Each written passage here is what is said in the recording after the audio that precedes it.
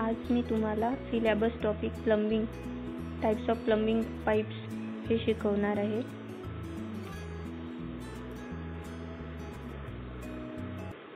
बिल्डिंगमध्ये वापरण्यात येणाऱ्या प्लंबिंग सिस्टीमचे प्रकार आणि प्लंबिंगमध्ये वापरण्यात येणारे पाईप्सचे प्रकार कालच्या व्हिडिओमध्ये प्लंबिंग सिस्टीममध्ये एक्सप्लेन केलेले आहेत. तरी पण आज सुद्धा थोडक्यात सांगू इच्छिते. 2 प्रकारच्या प्लंबिंग सिस्टीम आहे. डायरेक्ट प्लंबिंग सिस्टीम आणि दुसरी आहे इनडायरेक्ट प्लंबिंग सिस्टीम. पहिले आपण इनडायरेक्ट प्लंबिंग सिस्टीम बघणार आहोत. ही system developing countries like India, Pakistan and Asian countries जिथे प्रेशर कमी मिळते तिथे ही सिस्टीम वापरण्यात येते. या सिस्टीममध्ये अंडरग्राउंड वॉटर टँक आणि ओव्हरहेड वॉटर टँक जे आहे तर या 2 प्रकारच्या वॉटर टँक वापरल्या जाते. कमी प्रेशरमुळे वॉटर मेन्समधील पाणी अंडरग्राउंड वॉटर टँकमध्ये स्टोअर करून हायड्रोन्यूमॅटिक पंपद्वारे ओव्हरहेड वॉटर टँकमध्ये स्टोअर करून बिल्डिंगमधील प्रत्येक फ्लोअरला पुरवण्यात येते. याचे फायदे असे आहेत की ग्रॅव्हिटीमुळे पाणी वॉटर मेनला आणण्यात येते, त्यामुळे ब्रस्ट होण्याचे चान्सेस नसतात आणि ओव्हरहेड टँकमधील आणि पाणी वापरायला उपलब्ध करू शकतो.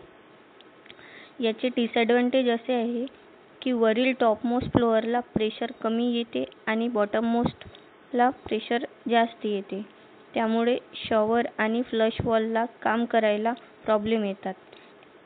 एक्स्ट्रा कॉस्ट पाईपची आणि टँकची जास्त लागते. त्यानंतर टँक ओव्हरहेडला वापरल्यामुळे डेड वेट जे आहे, डेड लोड जे आहे ते बिल्डिंगचं वाढते. आता डायरेक्ट सप्लाय सिस्टीम. ही डायरेक्ट वॉटर सप्लाय सिस्टीम ही डेव्हलप कंट्रीमध्ये वापरण्यात येते, जसे अमेरिका आणि युरोपियन कंट्रीजमध्ये. म्युनिसिपल वॉटर सप्लाय प्रेशर तिथे सफिशियंट असल्यामुळे ही सिस्टीम वापरली जाते. यामध्ये म्युनिसिपल वॉटर मेन्समधील पाणी अंडरग्राउंड वॉटर टँकमध्ये सोडले जाते आणि त्यानंतर हायड्रोन्यूमॅटिक पंपद्वारे पाणी बिल्डिंगच्या प्रत्येक फ्लोअरला पुरवण्यात येते. जेव्हा वॉटर मेन्सला पाणी आले तेव्हा नळामध्ये तेव्हा पंप जो आहे तो आपोआप स्टार्ट होऊन पाणी प्रत्येक फ्लोअरला वापरण्याकरिता पुरवण्यात येते. ही सिस्टीमच अशी डिझाईन केलेली असते की जेव्हा वॉटर मेन्सचे टॅप ओपन होतात तसंच त्या हायड्रोन्यूमॅटिक पंपमुळे पाणी जे आहे ते प्रत्येक फ्लोअरला प्रोव्हाइड होते. त्यामुळे तिथे पाइपिंग आणि मेंटेनन्स जे आहे ते कमी असते. ओव्हरहेड वॉटर टँकसुद्धा नसते, म्हणून ही सिस्टीम इकॉनॉमिकल आहे. Indirect water supply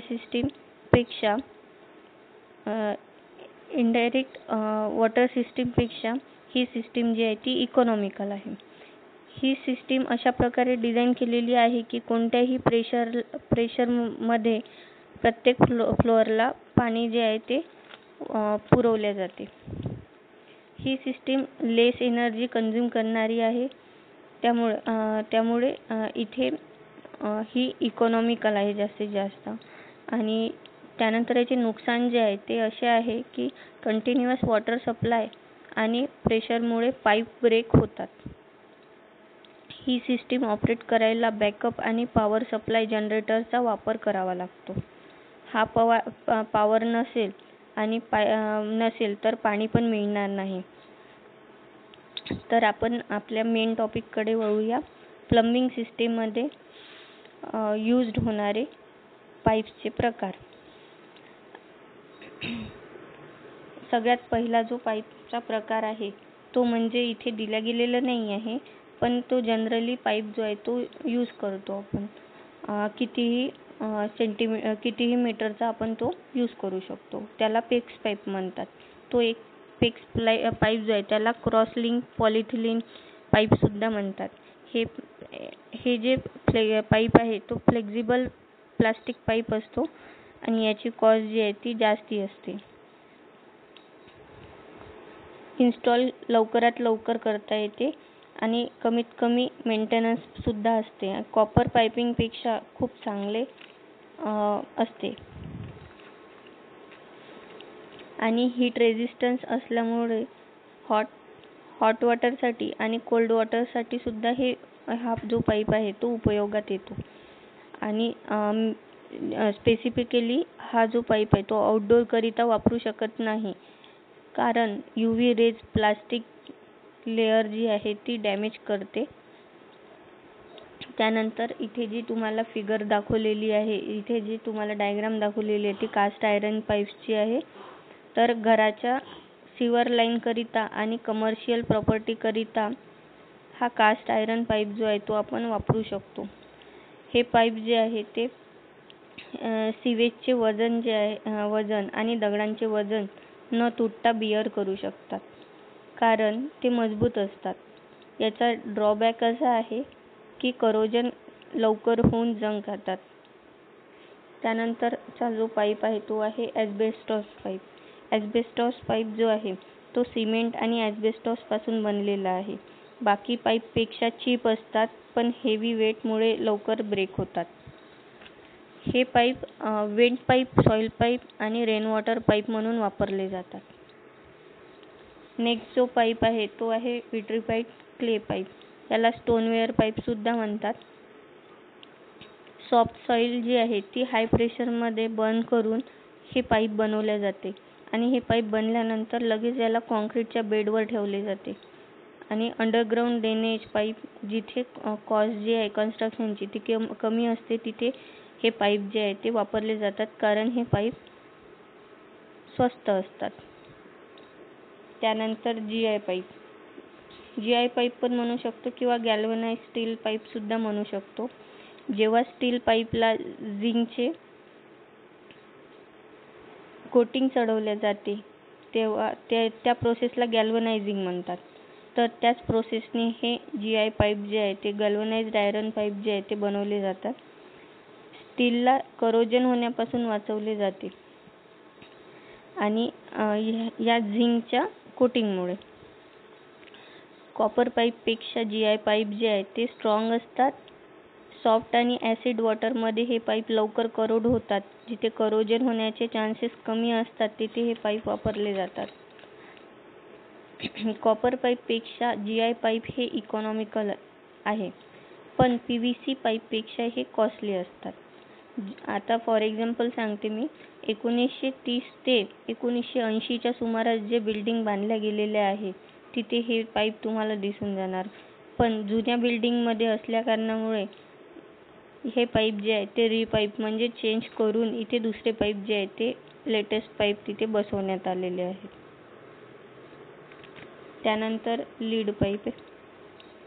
near about lead pipe, copper pipe आणि ब्रास पाईप हे जे आहे ते सेमच असतात. तर हे पाईप ह्या पाईपमध्ये कन्सिडरेबल स्ट्रेंथ जी आहे ती जास्ती असते, रिजनेबल डक्टिलिटी असते आणि हाय करोजन रेझिस्टन्स सुद्धा असतात. त्यामुळे या पाईपचे 3 प्रकार पडतात. हेवी गेज पाईप, दुसरा म्हणजे मीडियम गेज पाईप आणि लाईट गेज पाईप. ज्या पाईपची वॉल थिकनेस जी आहे ती जास्ती असते त्याला हेवी गेज पाईप म्हणतात. त्यानंतर वॉल थिकनेस मीडियम असेल तर त्याला मीडियम गेज पाईप म्हणतात आणि जिथे कमी असते वॉल थिकनेस पाईपची त्याला लाईट गेज म्हणतात.